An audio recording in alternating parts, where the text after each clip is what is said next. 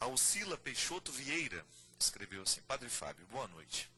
Assistindo uma palestra de um padre na Canção Nova, que ela não diz qual é o nome do padre, onde ele dizia que o sacerdote deve ser um imitador de Jesus.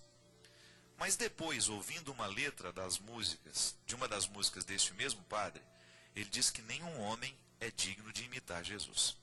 Peço ao Senhor que fale um pouco sobre isso. Veja bem, gente, a imitação... Nossa, meu Deus, quase que eu derrubo a mesa. Quase que cai tudo aqui. A imitação de Jesus, ela sempre foi uma mística presente na igreja. O termo imitar teve muito sentido em outros tempos. Hoje a gente não fala tanto da imitação de Jesus. Tinha até um livro, não era? A Imitação de Cristo. Hoje a gente está muito mais propenso a falar de uma adesão a Jesus. Mas imitar é saudável. Porque parece que imitar, a gente evoluiu para pensar que imitar é uma palavra que diz muito pouco do que verdadeiramente a gente quer. Quando a igreja propõe Jesus como modelo de antropologia, como modelo de ser humano. Se eu imito um artista, eu corro o risco de criar apenas uma fachada para ser parecido com aquele artista. Agora, se eu faço uma adesão, significa que alguma coisa daquilo que eu gosto está verdadeiramente dentro de mim. Muita gente imita os artistas. Tem gente que imita o outro no jeito de cantar. Tem gente que imita o outro no jeito de se vestir. Isso é natural. Você já viu filho imitando o pai. A filha que tem uma característica muito parecida com a mãe. Imita, faz questão de imitar a mãe. Então isso faz parte. A gente não ser digno, isso é bíblico, né? Está lá: eu não sou digno de que entreis em minha morada. A frase daquele homem para Jesus, quando pede que ele vá curar a sua filha. Nós usamos essa expressão dentro do contexto da liturgia, antes de receber Jesus na Eucaristia. Não ser digno não significa que a gente não possa receber, mas significa uma humildade no reconhecimento de que, por mais que eu queira, por mais que eu me prepare, Jesus será sempre uma visita ilustre, eu não mereço receber. Então veja bem, não ser digno não significa que você não pode. Não está no contexto da impossibilidade, mas está no contexto da humildade que nós precisamos ter. Então às vezes a gente não compreende a maneira como a palavra é colocada. Senhor, eu não sou digno de que entreis em minha morada, mas eu quero receber. Eu quero receber.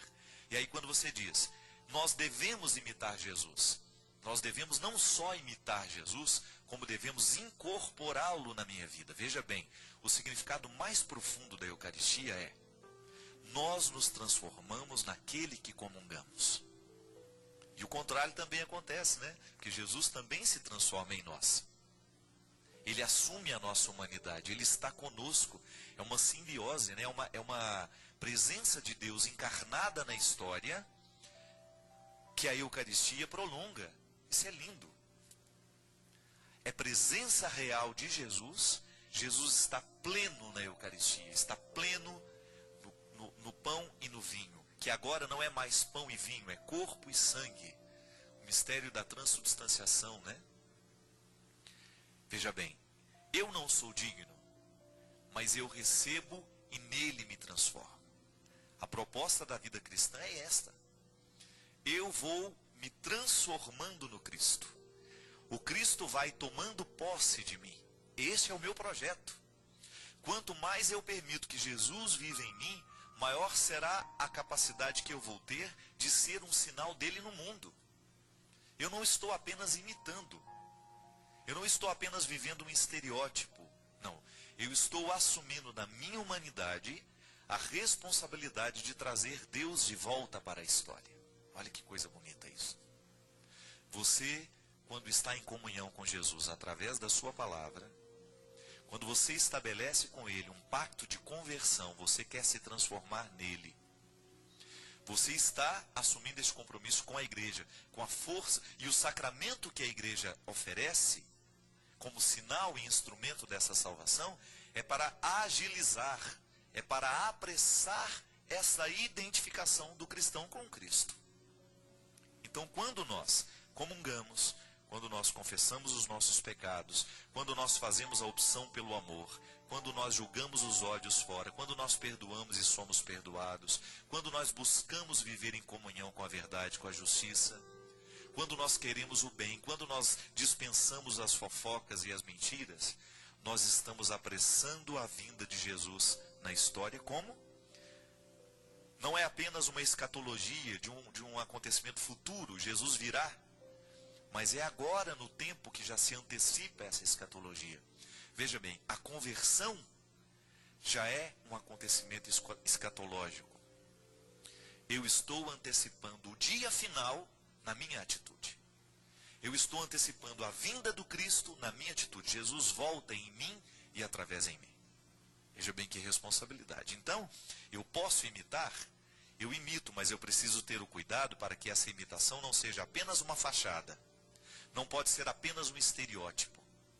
Não pode ser apenas uma casca. Porque imitação muitas vezes está direto ligado ao comediante imita o outro. Ele faz a voz igual, mas no fundo ele não é. A proposta do Evangelho é outra. É nos transformar no Cristo. A nossa antropologia é positiva. Nós acreditamos na bondade do homem, mas nós reconhecemos que não somos dignos. Porque Jesus será sempre maior. E aí, nós reconhecemos com humildade que nós estamos num processo. É por isso, minha gente, que é tão difícil admitir que um cristão possa ter alguma vaidade espiritual. Quanto mais Deus é presente em nós, maior tem que ser a nossa capacidade de nós reconhecermos que nós somos frágeis. A gente não tem o direito de se sentir melhor que os outros. A gente tem o direito de se reconhecer no caminho, só. Agora, ficar fazendo julgamento, eu sou mais santo que você é menos santo do que eu, isso é contraditório com a proposta. Porque todos nós somos indignos. Né? Quando a gente vai ser padre, quando a gente vai ficar padre, há essa pergunta. O bispo pergunta para alguém da comunidade, né? Vocês conhecem lá o Fábio, né? Viram crescer? Ele é digno de receber o ministério sacerdotal? Qual que é a resposta mais honesta que nós podemos dizer? Não, ele não é digno. Mas ele está aqui, pronto para receber esta dignidade. Porque o que nos diferencia no processo é justamente a nossa capacidade de reconhecer que Deus é sempre superior a tudo que é humano. Mas nós não desistimos. Sabe por quê? Nós temos a consciência, pela força da fé, pela força do sacramento em nós, que Jesus pode mudar tudo isso. Eu posso me transformar nele. Você pode se transformar nele. E toda vez que a nossa alma, o nosso corpo se abre, a nossa totalidade, corpo e alma, se abre para dar esse espaço para a ação de Deus, o mundo se transforma de maneira muito interessante. Onde existe um ser humano verdadeiramente convertido e vivendo com honestidade o seu processo de conversão, lá o mundo está tendo jeito, está sendo melhorado. É assim? Da mesma maneira como uma mãe conserta um joelho do filho que está esfolado do tombo de bicicleta. As dores do mundo todas são curadas naquele joelho.